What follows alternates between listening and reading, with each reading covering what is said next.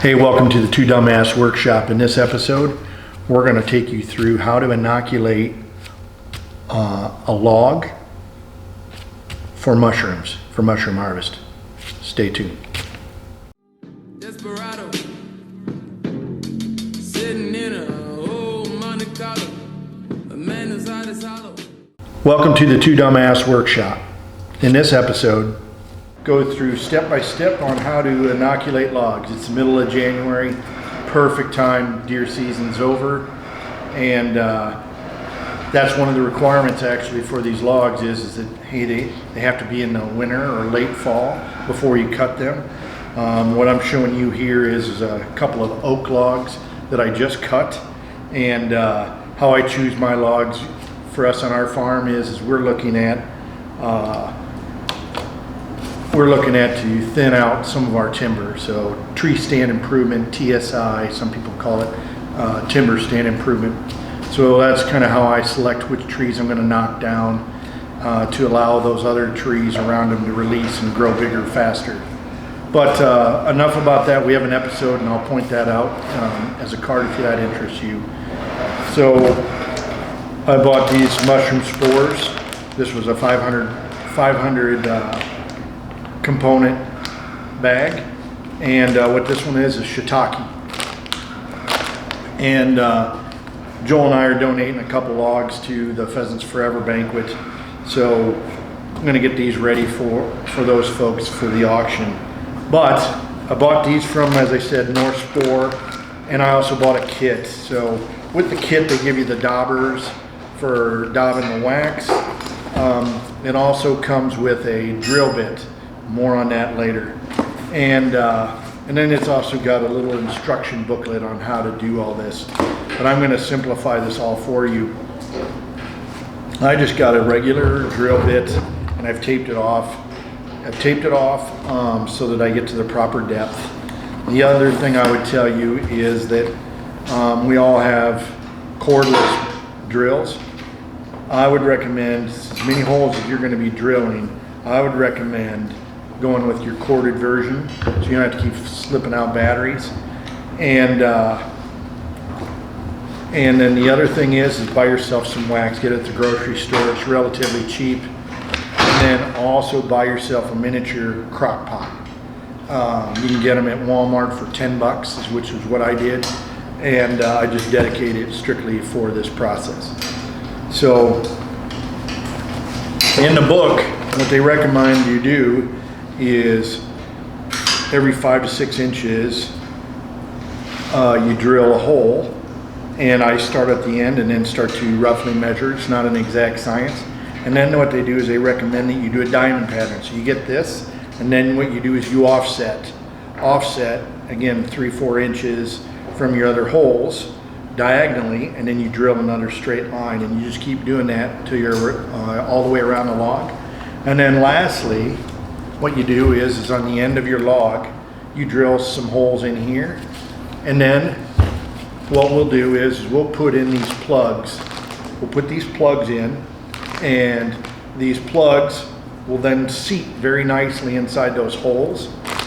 And then what I do is take a little bit of wax and then seal all those holes. The next thing, what I would tell you to do is keep these bags. More on that later. So let's get started.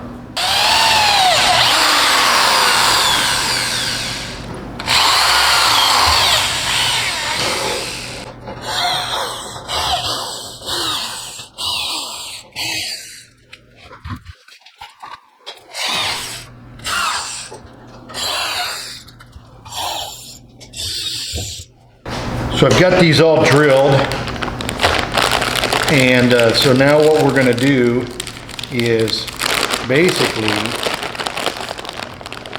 take some of these plugs and plug them into these holes. And what you see, all of this is that mycelium that's growing already, which is all good.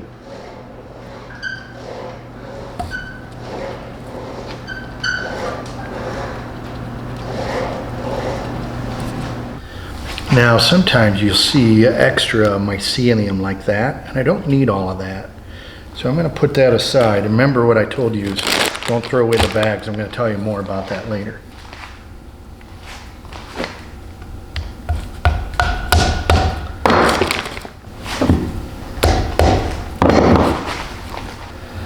Okay, so for this log I've got all the holes drilled, and you'll see I've put them about every 2-3 inches apart. Our next step is we're going to seal those with wax, and basically that wax serves the purpose of keeping out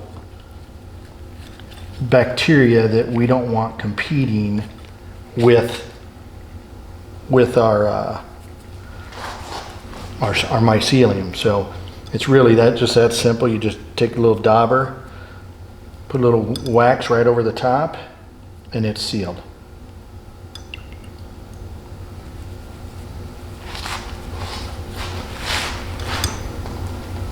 Now, while I'm doing this, a couple of things is a log, they say, will last an inch for your mushrooms. Inch a year. So if you have a 5-inch log, it'll basically produce for 5 years or thereabouts is a good estimate. And these are roughly 5-6 inch logs, so easy enough to handle for someone. Another element is there's a concept called force fruiting that we're not going to go into in this episode, but surmise it to say force fruiting is you're basically dunking these logs into water at some sort of frequency, and that water basically with the temperature that mushroom needs, it will help activate it. Okay, now I've finished this log. I've got them all drilled. I don't know, I probably put in 40 plugs in this log. I've got them all sealed with wax, just regular wax. The other thing that I've done is I've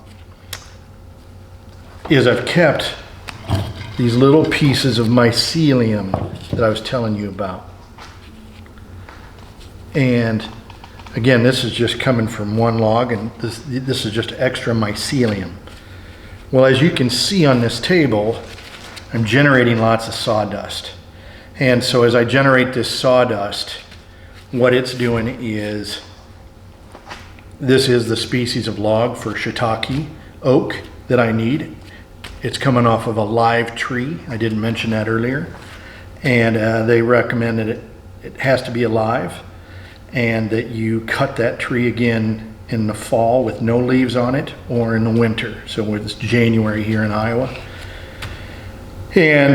But as I'm sitting here, and then also, you should use that log within 1 to 2 weeks after cutting it, so that it's not being infected with microorganisms. Now, you'll see as I'm going through this drill process, I'm generating lots of sawdust. Well, when I empty this bag out, there's mycelium in all of this plastic. So when I opened it up, I didn't destroy the bag. And what I do is I load all the sawdust that I've done from these logs, and I pack it into these bags. So this was one from Lion's Mane that I did, I don't know, 5-6 weeks ago. And you can see that mycelium is starting to grow. So I don't expect to get any mushrooms off of this until maybe next year, next fall. But I'm generating lots of mycelium in a sterilized environment that I can use either in a sawdust bin, or I can cut holes in here and let the mushrooms come out of here, which is what I'm planning on doing. So kind of a cool thing. I'll do another episode on log species and for different types of mushrooms. So until next time, be safe, have fun, and make some sawdust.